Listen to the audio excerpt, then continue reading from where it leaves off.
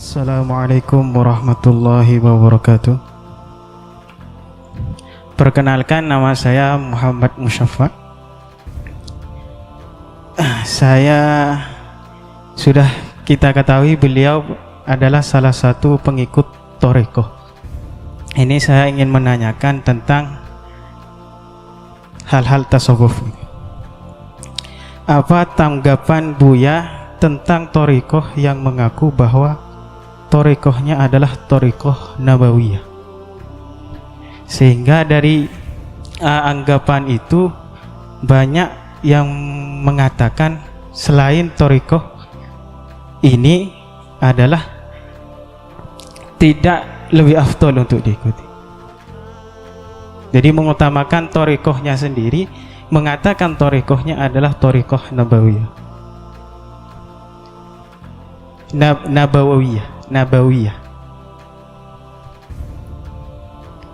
Assalamualaikum warahmatullahi wabarakatuh.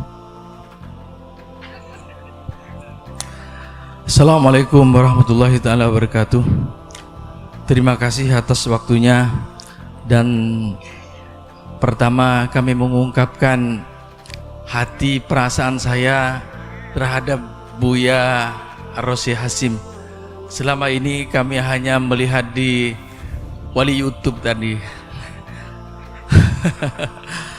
Dan kapan sebenarnya kami bisa berjumpa dengan Yang Mulia Hasyim Ar-Rasyid Hasyim. Namun alhamdulillah, terima kasih atas kesempatan ini. Ada beberapa hal yang saya tanyakan.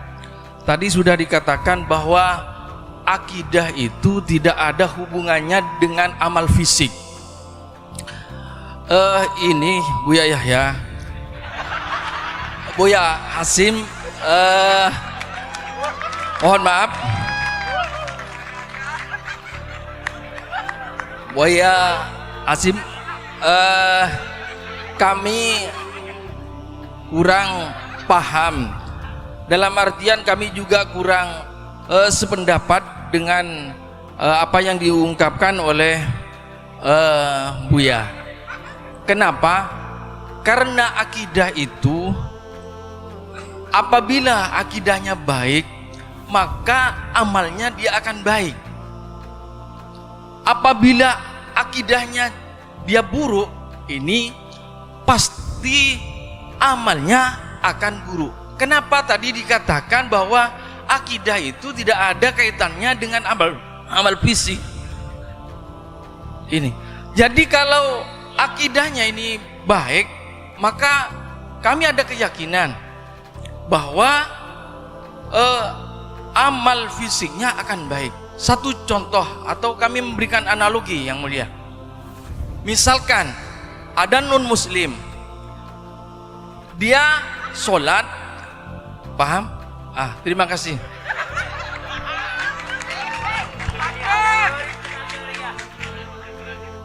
Assalamualaikum warahmatullahi wabarakatuh.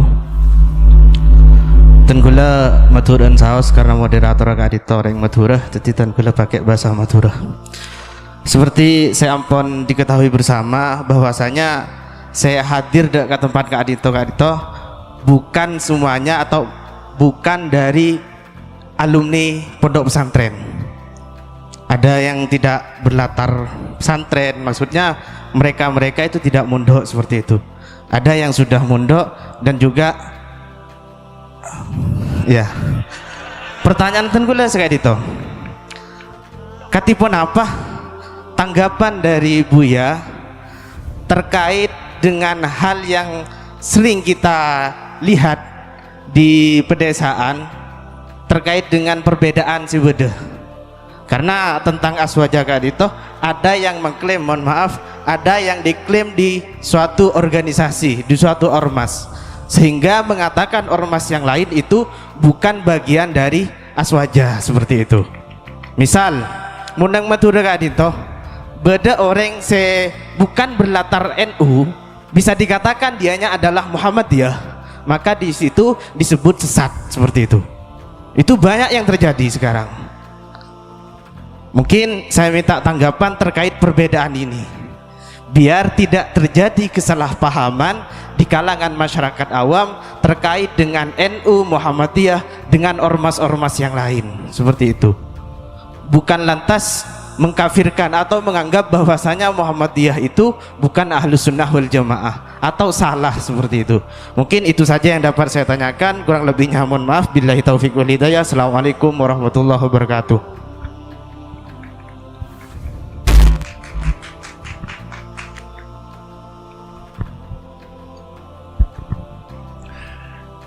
Pertanyaannya sangat bagus semua. Berarti mulai tadi betul-betul menyimak ini, Bu ya. Tidak loyo ini semuanya, tidak tidur dan semangat semuanya. Kami persilakan dari yang pertama tentang pernyataan selain Thariqah Nabawiyah itu tidak mau tabarok gitu ini. Begini gimana ini, Bu ya? Apa yang dimaksud? Sebut aja nama thariqatnya. Ini maksudnya memang mungkin mohon maaf. Enggak, ya. ini dia menisbatkan thariqatnya ke Nabawiyah. Nabi, ya. Nama thariqat asli dia apa? Hah?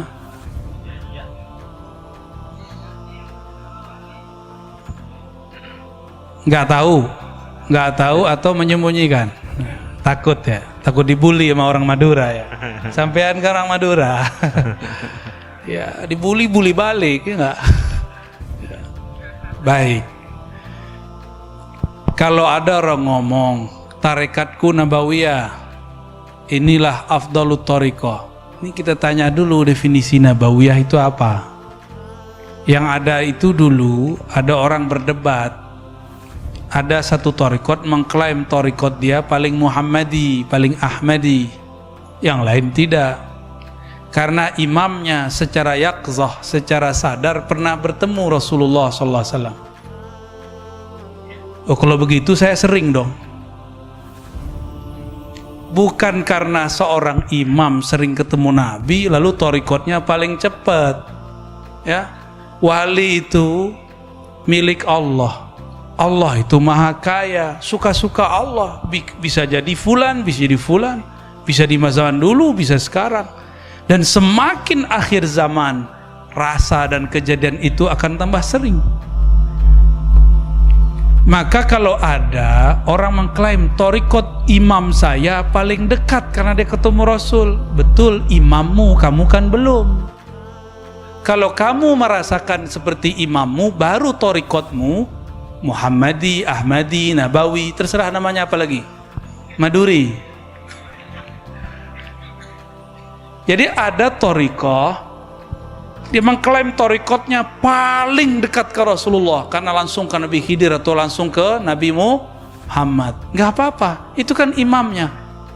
Yang sekarang ini khalifahnya, wakil talqinnya, ustadznya, mukodamnya, apalagi istilahnya mursyidnya, dia merasakan sampaikah dia kepada makom imamnya itu. Kalau dia sampai, maka thariqah yang dia pakai sekarang itu juga disebut Muhammadi atau Ahmadi atau Nabawi. Kenapa ke imam itu boleh, ke imam lain nggak boleh? Kan harus ada dalil yang kuat dong, yang mentaksisnya, yang mengkhususkannya. Nah, maka fanatisme ini kadang-kadang berbahaya. Ya. Kita tidak boleh fanatik kepada satu imam. Cinta boleh, cinta imam bahkan wajib. Sepakat nggak? Cinta imam wajib karena imam adalah syiar-syiar Allah di muka bumi. Tapi fanatis tidak boleh. Seperti yang dikatakan dulu oleh Imam Abu Hamid Al-Ghazali, makom ini bukan khusus untuk para nabi dan wali-wali tertentu. Siapa saja nanti dapat mencapainya jika dia dibimbing oleh guru yang juga seorang wali. Wali-wali Allah itu udah biasa ketemu Rasulullah. Cuma mereka itu nggak kegeeran, nggak ember terus ngomong saya ini tiap hari ketemu Rasulullah. Nggak gitu. Malah kalau perlu disembunyi-sembunyikan.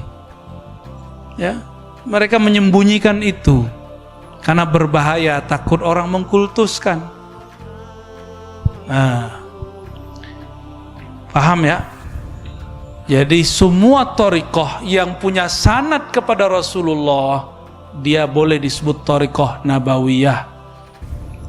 Nabawiyah ini dibagi lagi, ada nabawiyah sanadan, ada nabawiyah ruhan. Kalau dia cuma punya sanad ke Nabi, tapi ruhnya belum ketemu Nabi, maka baru sanadnya aja. Ruhnya belum bertemu. Ya kadang-kadang mursyid tarekatnya mimpi ketemu Nabi aja belum, apalagi mimpi ketemu nyata. Nanti ada kelompok nggak percaya kalau mimpi ketemu nyata, ya. Lalu pertanyaan kedua tentang amal fisik. Emang saya tadi ngomong kalau orang berakidah ini nanti dia pasti benar. Emang saya pernah ngomong begitu? Antum terlalu menghayati ya. Ini ngomong bab akidah, bukan ngomong bab akhlak, bukan ngomong bab fikih. Dan saya yakin kata-kata antum itu cuma perasaan aja. Ini saya pastikan. Apakah semua orang berakidah baik, dia beramal baik? Nuaiman itu pernah minum khamar loh, akidahnya baik. Ketika sahabat Nabi mengatakan, dia kan sahabat Rasul juga. Apa kata mereka? Ya Amirul Mukminin, lapor ke Sayyidina Umar, uktulhu, bunuh saja dia, atau idribhu, pukul aja dia. Apa kata Sayyidina Umar? La, fa innahu yuhibbullaha wa rasulah. Ini Nuaiman walaupun mabuk, dia cinta Allah dan Rasulnya. Imannya benar gak? Lebih tinggi iman antum atau iman Nuaiman? Nuaiman itu satu-satunya orang bisa bikin Nabi ketawa ngakak ya. Ngakaknya Nabi kan cuma giginya yang terlihat, gak bersuara. Ada yang hadir sekarang imannya lebih tinggi dari sahabat, ada gak? Kalau ada kafir, bukan khawarij lagi, munafik minimal. Karena dalam Sahih Bukhari disebutkan, man amina minan nifaq fahuwa munafiq. Siapa yang merasa dirinya aman dari kemunafikan, dialah munafik. Dan Ibnu Abi Mulaikah, Hasan Al-Basri mengatakan, kami bertemu puluhan sahabat Nabi, tidak ada satupun yang mengatakan imani ala imani Jibril, imanku seperti iman Jibril, enggak ada satupun. Saya ulangi pertanyaannya, sahabat Nabi ada yang dosa enggak? Ada tuh Nuaiman. Nuaiman akidahnya benar enggak? Kenapa dia masih berdosa, bermaksiat? Ya, itu tadi akidah Khawarij itu, hati-hati. Khawarij itu memastikan kalau akidah benar orang enggak boleh salah. Mana bisa begitu? Kita ini mahallun nisyan wal khata'. Apa kata Allah tabaraka wa ta'ala dalam al-hadis al-qudsi? Hafalkan hadis ini biar enggak pakai akal-akalan kalau beragama. Kullu bani Adam khata'. Kullu khata'. Setiap anak keturunan Adam itu bersalah, berdosa. Ini Bani Adam atau Bani Syaitan? Bani sama kita ya. Atau Bani Gundruwo? Gundruwo udah kayaknya udah marah-marah ini. Tenang bro, hujan aja kita minta berhenti kok, masa ente mau deket-deket ya.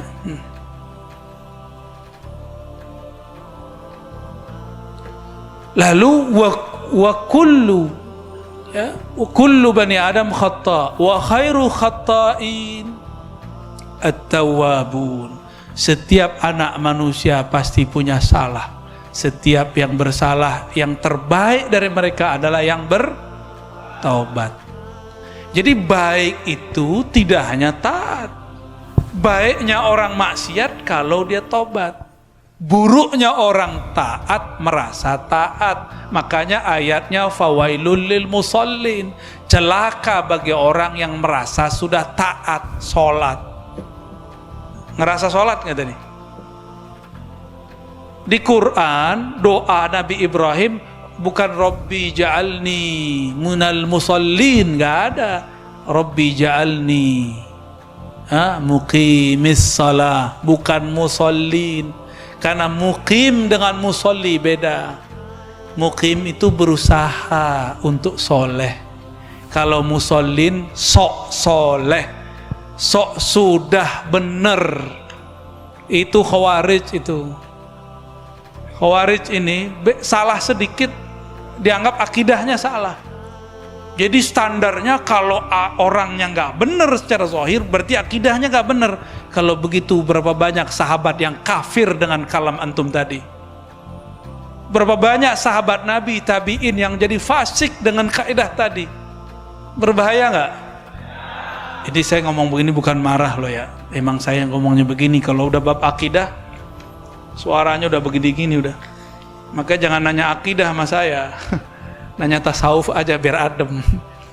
Kalau nanya tasawuf bisa mewek antum nanti ya. Kalau nanya politik takbir ya.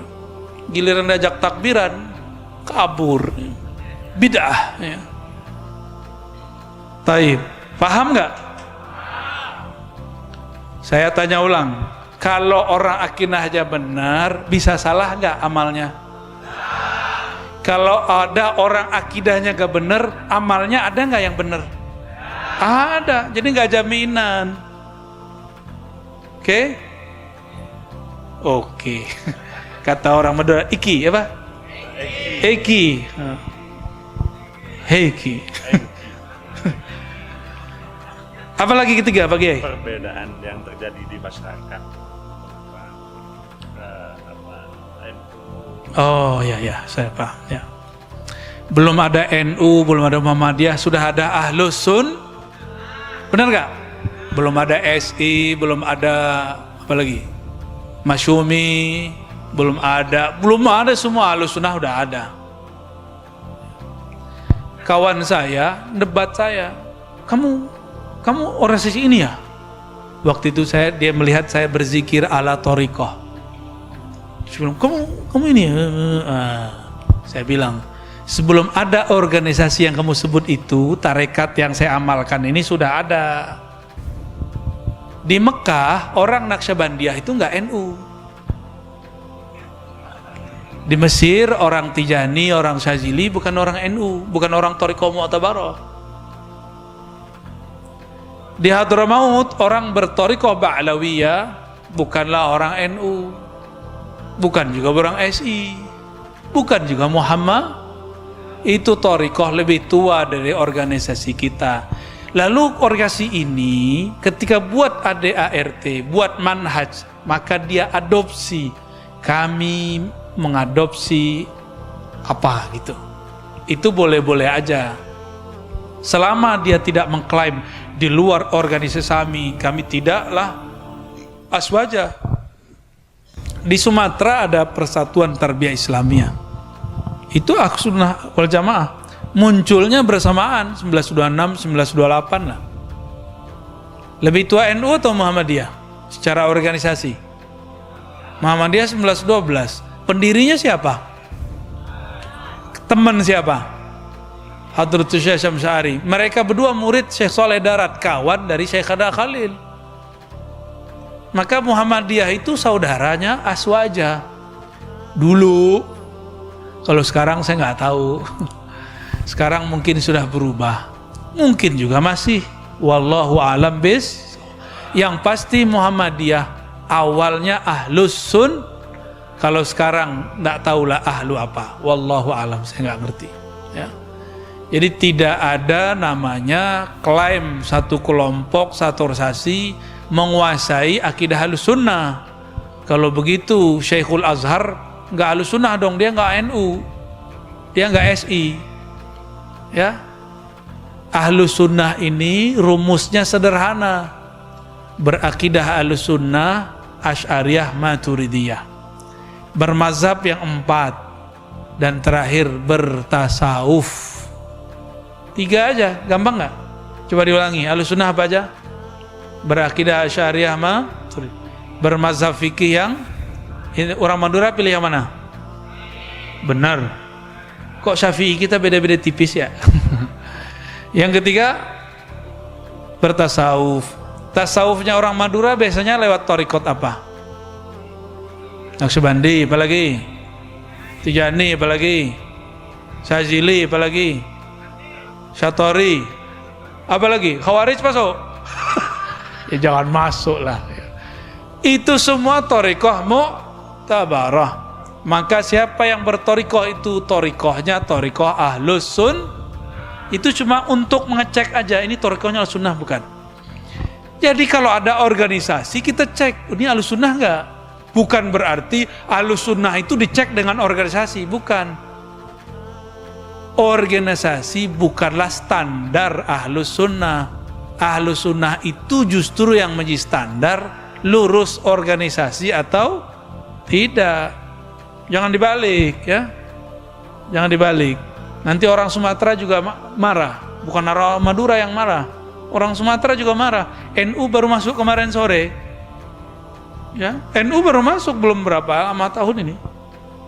Di sana PERTI namanya, PERTI Persatuan Tarbiyah Islamiyah. Di Sumatera Utara ada Wasliyah. Saya baru ketemu dengan senior saya, ya, dosen di UIN juga, orang Aceh ya. Tengku lah, doktur. Kata dia, Ar-Razi, ini gimana pendapat Ar-Razi tentang Muktamar NU? Lalu saya tanya, Tengku kan bukan NU, ngapain mikirin NU? Iya, tapi kan akidah kita sama dengan NU. Ternyata orang Aceh akidahnya sama dengan NU. Apa yang sama? Ahlus Sunnah Asy'ariyah Maturidiyah. Organisasi boleh beda. Ini kabar aja kalau di sana sama. Ya. Habib Umar NU nggak? Akidahnya apa? Asy'ariyah. Bertasawuf Ba'lawi. Bermazhab Syafi'i. Ahlus Sunnah nggak perlu NU. Ya. Tapi kalau mau NU boleh nggak? Mau SI boleh nggak? Muhammadiyah boleh nggak? Beneran. Ntar saudaranya Muhammadiyah diusir.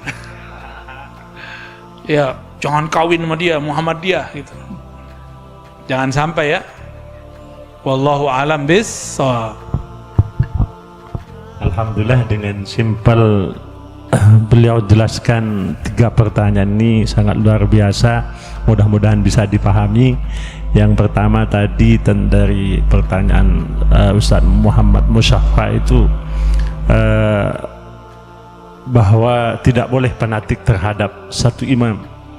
Thariqah Nabawiyah itu adalah thariqah yang bersanad kepada Rasulullah sallallahu alaihi wasallam. Thariqah apa saja sudah disebutkan tadi, asalkan sanadnya jelas, baik sanadan atau ruhan, itu masih termasuk kategori thariqah Nabawiyah.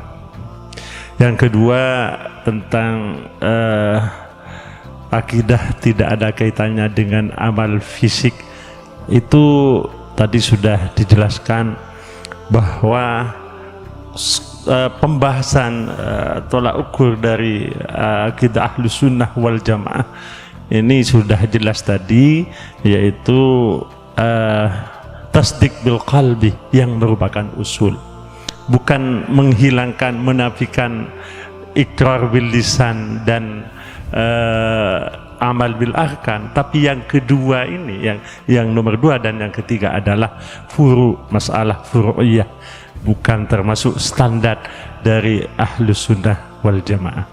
Sedangkan yang terakhir, organisasi ini tanggapan beliau, karena yang ditanyakan tadi tanggapan beliau, organisasi bukan standar dari Ahlus Sunnah wal Jamaah.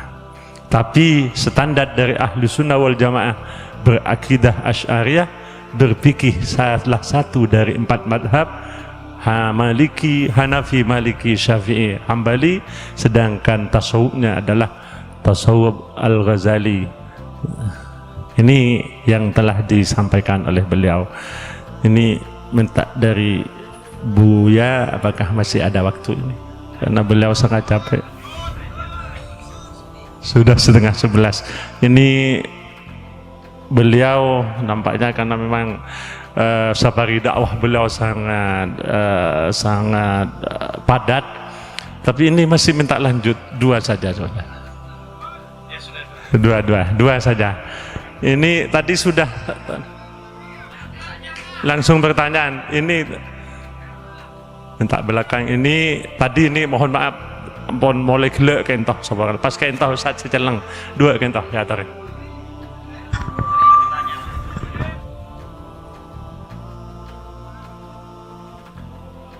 Assalamualaikum warahmatullahi wabarakatuh. Abdul Halik, salah satu pengurus Al Faizun.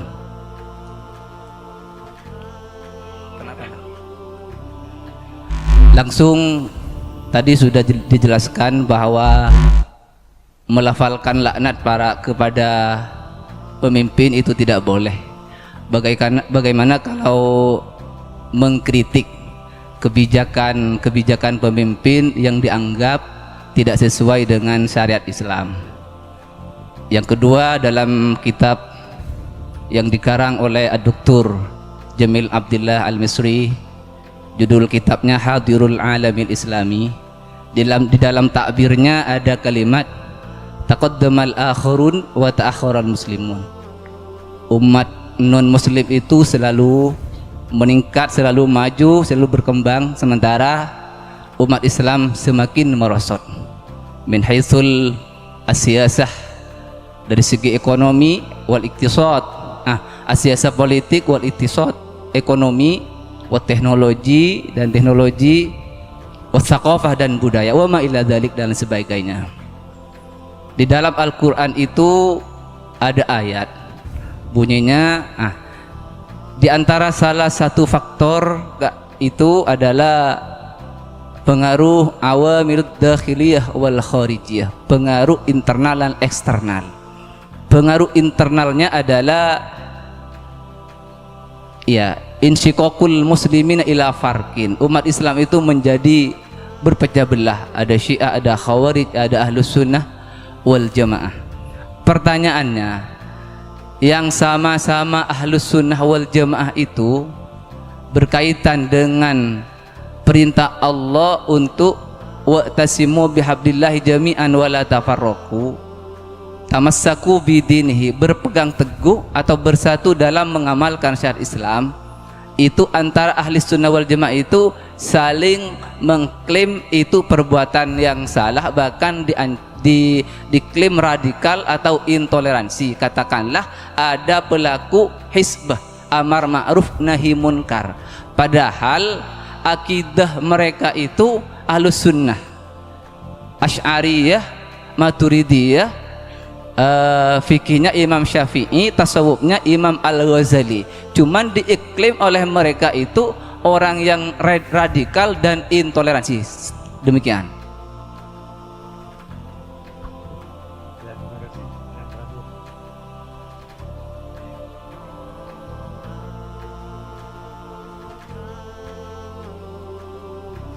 Assalamualaikum warahmatullahi wabarakatuh. Salam wa ta'zim untuk murabbina Syekh Abuya Ar-Razi.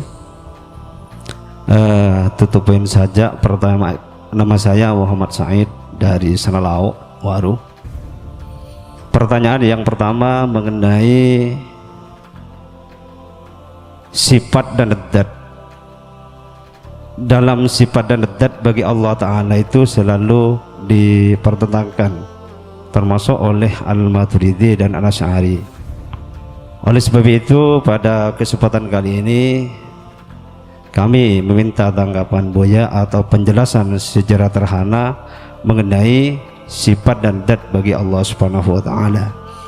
Itu yang pertama. Karena di dalam Fathul Majid di situ juga ada sifat yang kurang saya paham, yaitu tentang iradah, di mana di situ dijelaskan percaya terhadap iradah itu menyebabkan kufur, seperti itu. Pertanyaan yang kedua, akhir hari ini atau pada zaman global, yakni pada masa-masa kini, banyak hal-hal yang aneh yang kita temukan di berbagai media sosial. Termasuk ada sebuah perkataan Allahmu lemah dan Allahku besar, seperti itu. Yang berikutnya juga beberapa minggu atau beberapa bulan ini sudah terjadi, apakah termasuk bagian dari akidah atau bisa merusak terhadap akidah manakala seseorang berkeliling di dalam gereja kemudian membacakan sebuah selawat. Itu yang kedua. Yang paling terakhir adalah masalah afiliasi terhadap sebuah organisasi. Di situ seolah-olah seseorang menggantungkan diri terhadap sebuah organisasi. Mohon Apa sudah terlalu banyak, nanti mudah-mudahan beliau datang kembali. Iya, terima Dan kasih. bisa- Afwan ya Abu ya. Assalamualaikum warahmatullahi wabarakatuh. Waalaikumsalam warahmatullahi wabarakatuh. Saya kira untuk mengefisien waktu, beliau sudah bisa menangkap pertanyaan-pertanyaan tadi. Yang pertama mengkritik pemimpin, yang kedua penyebab kemunduran Islam dari perbedaan yang terjadi. Mohon pencerahan. Dalam hadis yang sahih, ad-dinun nasihah. Hafalkan hadisnya? Coba perhatiin dulu, jangan cuma langsung loncat. Nabi ditanya, "Liman ya Rasulullah?" Faqal, Nabi ku ditanya, "Untuk siapa wahai Rasulullah?" Beliau menjawab, "Lillah." Pertama, kepada Allah. Maka nasihat itu enggak berarti kritik. An-nasihah berarti an-nush, khulusun niyyah ila Allah tabaraka ta'ala, ketulusan niat kepada Allah. Jadi sebelum kita negur orang, kritik orang, tuluskan dulu niat, hancurkan dulu kesombongan di hati, ademkan dulu emosi, jangan mengkritik dalam emosi, nanti yang masuk syaitan. Ya, itu yang disebut lillah. Lalu apa? Wali kitabihi, wali rasulihi, wali a'immatil muslimin wa ammatihim. Ini hadis Bukhari Muslim ya. Lalu an-nasihah itu terhadap kitabullah. Orang tulus baca kitabullah, dia tidak akan politisasi ayat. Dia tidak akan giring ayat sesuai dengan kepentingan kelompok dan politiknya. Ini ayat Al-Quran sudah banyak diperkosa oleh semua kelompok, baik kelompok A, kelompok B, semuanya pakai ayat. Ayatnya tidak salah, yang salah yang memperkosa ayat. Dan yang berikut, wali rasulihi, tulus kepada Rasul. Kita benar-benar gak sih mengikuti Rasul? Rasul itu memimpin umat marah-marah atau dengan tenang? Nabi itu memimpin umat bil bughdi, dengan kemarahan, kebencian, atau birrahmah. Nabi itu mengajar atau mencaci. Nabi mengatakan, lastu bitta'an wala bila'an. Aku bukanlah orang yang mencaci maki, apalagi melaknat. Maka siapa yang di luar manhaj ini, fahuwa laisa minar rasul sallallahu alaihi wasallam. Ya, maka dia bukan min man ittaba'an nabi sallallahu alaihi wasallam. Jadi siapa yang kemudian mencaci, memaki, itu enggak masuk berjuang dengan Rasulullah SAW. Suatu kali Abu Hurairah dalam hadis Imam Bukhari dan Muslim, bukan di Bukhari, mengusir muridnya yang sedang bertengkar. Ditanya, siapa yang hari ini memutus silaturahmi? Maka mengangkat tanganlah beberapa orang. Apa kata beliau? Ukhruj, keluar. Kamu minta maaf dulu. Ini majelis saya sedang diangkat ke langit.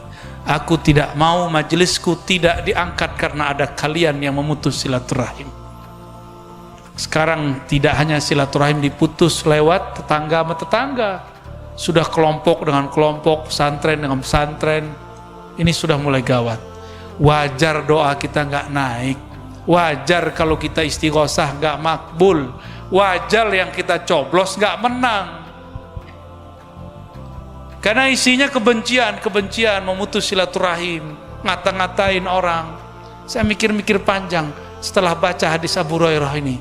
Pantas iman kita mungkin kuat, tapi tidak diangkat oleh Allah Subhanahu wa taala doa-doa kita. Lalu kemudian ulai aimmatil muslimin wa amatihim, baru Allah, kitab, Rasul tulus kepada imam-imam, tulus mengkritik. Kalau tulus mengkritik, tulus juga membantu, tulus juga kemudian membangun negeri bersama-sama. Mau nggak teman-teman yang hadir ini negeri kita seperti Suriah? Mau nggak? Kayak Irak, mau nggak? Itu mati tak hidup tak mau. Gimana kata orang? Hidup segan, mati tak mau. Udah bingung tuh mereka mau hidup. Mau negeri ini diporak-poranda? Kita nggak mau, ya. Maka mengkritiklah dengan ketulusan. Sesuatu yang tulus tembus ke dalam kolbu. Tapi kalau pakai emosi, orang juga males dengerin. Males dia malah menghancurkan kita gitu, mencaci maki. Itu jadinya. Jadi kalau ingin mengkritisi, istighfar dulu, ta'awuz dulu. Jangan-jangan kita mengkritik dengan nafsu. Mengkritiklah dengan an-nasihah, bukan dengan intiqad wal bughd, dengan mengkritik yang penuh dengan kebencian-kebencian. Ya. Jadi boleh enggak mengkritisi? Bukan boleh lagi, wajib kan, ad-dinun nasihah. Dan ini wajib, agama itu wajib isinya nasihat. Ketulusan dalam mengkritik untuk membangun. Ini nggak usah pemimpin lah. Ini antum ustadz dikritik oleh orang dengan cara, Anda ini tidak benar, sampean ini bacaannya apa ini? Mau nggak digituin? Pasti nggak mau. Apalagi mereka punya kekuasaan, pasti mereka punya harga diri dong. Mereka punya tentara, punya polisi, kita nggak punya. Terus kita coba bentak-bentak, ya gengsi lah mereka dengerin kita. Maka saya mulai mencoba merubah cara mengingatkan pemimpin dengan cara an-nasihah, dengan cara ketulusan. Ya, mau nggak sama-sama? Ya, alhamdulillah. Ya. Terus apa lagi, Pak Kiai? Zat dan sifat. Waduh, itu 6 SKS bro. Ya. Itu nanti kalau saya ke Madura lagi, kita buat daurah di pesantren mana, kita bedah itu kitab Fathul Majid dan kita ijazahkan sanadnya nanti, bersambung ke Syekh Nawawi, ke Ahmad Nahrawi, dan juga sanad akidah ke Imam Asy'ari, lanjut kepada Rasulullah SAW. Nanti ya, sabar ya, itu 3 SKS aja nggak cukup, 6 SKS. Ada lagi? Allah lemah. Allah. Wah, itu politik itu ya, saya nggak ngikut-ngikut itu. Termasuk Tuhan bukan Arab, itu politik itu, kita gak usah komen-komenin begitulah ya, kelamaan ya. Sekarang itu akidah umat mau diganti orang dari sifat 20 menjadi tauhid yang 3 ya. Ini ada pertanyaan, tolong jelaskan kesalahan trilogi tauhid Wahabi. Loh, kok jadi Wahabi? Betul, kesalahannya banyak, karena itulah awal ekstremisme. Itulah awal orang mensyirik-syirikkan Ahlus Sunnah. Contoh pertama, tauhid rububiyah. Tauhid rububiyah itu dianggap oleh kelompok Wahabi sebagai tauhidnya orang mukmin dan musyrik. Aneh gak? Ada tauhid orang musyrik. Yang belajar mantik, tauhid musyrik gimana tuh? Orang musyrik bertauhid. Kata imam mereka Muhammad bin Abdul Wahhab, taklid kepada Ibnu Taimiyah, bahwa tauhid rububiyah, meyakini Allah pencipta alam, ini adalah keyakinan tauhid orang musyrik.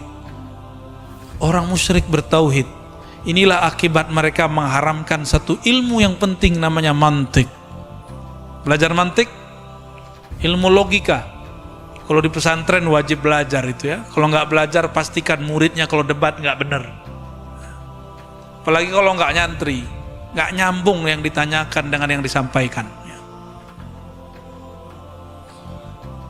Ini tauhid yang paling bahaya dari mereka. Mereka mengatakan tauhid uluhiyah, tauhid uluhiyah itu hanya mereka. Tauhid uluhiyah itu tauhid menyembah Allah. Yang benar-benar menyembah Allah, kata mereka, cuma kami, cuma kelompok itu. Jadi orang Madura suka ziarah nggak? Suka ngambil berkah nggak? Suka tawasul nggak? Beneran? Sekarang ada pesantren ngajarin kitab tauhid, Saleh Fauzan. Di situ isinya tawassul itu syirik. Gimana dong? Mau anak kita dimasukin begitu? Jangan mau lah, ya. Tapi kok dibiarkan kitab itu diajarkan? Jangan sampai pesantren di Madura kemasukan kitab itu, ya. Kitab apa namanya?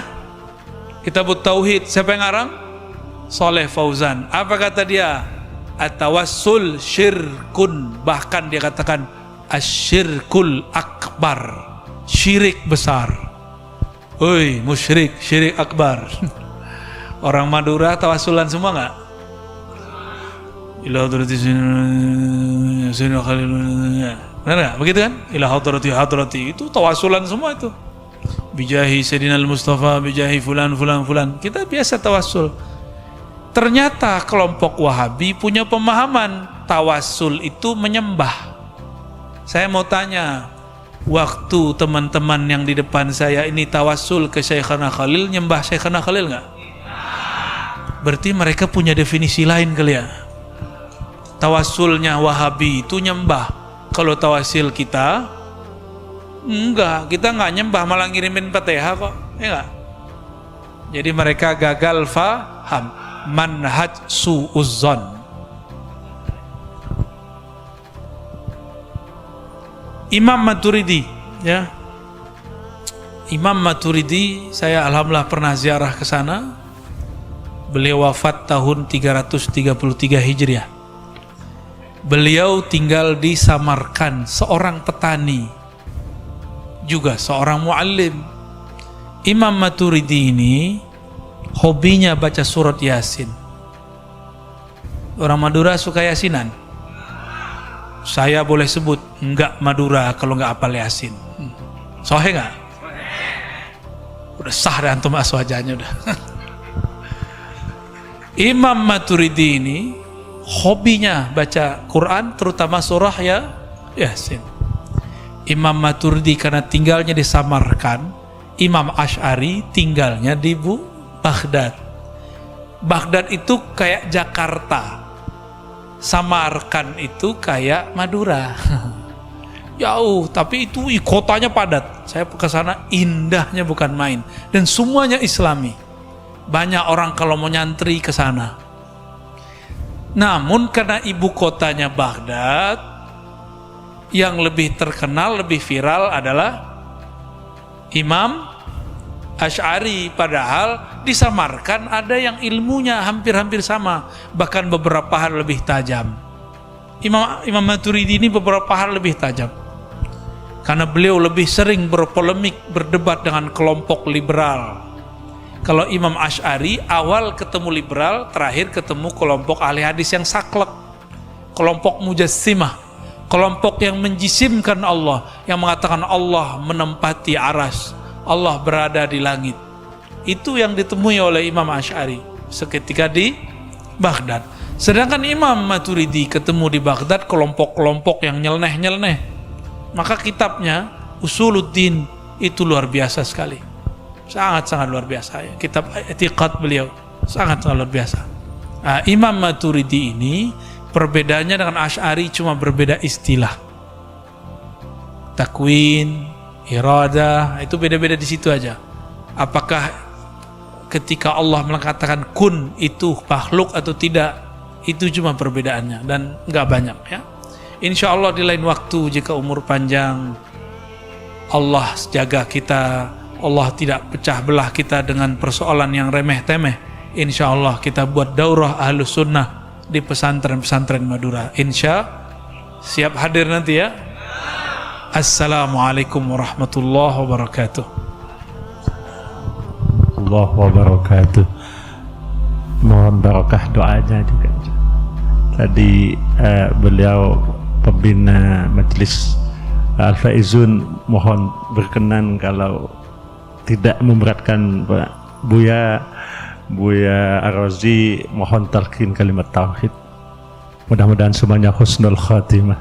Kalau talqin nggak mungkin habis ngaji begini. Oh gini ya. Palanya panas kan? Bener gak? Hot gak kepalanya? Panas. Dikasih talqin meledak kepala kalian. Allah. Ya, jadi kalau talqin itu khusus majelis zikir. Insya Allah nantilah ya. Mudah-mudahan. Nanti kita kalau ada majelis zikir kita talqin insya Allah.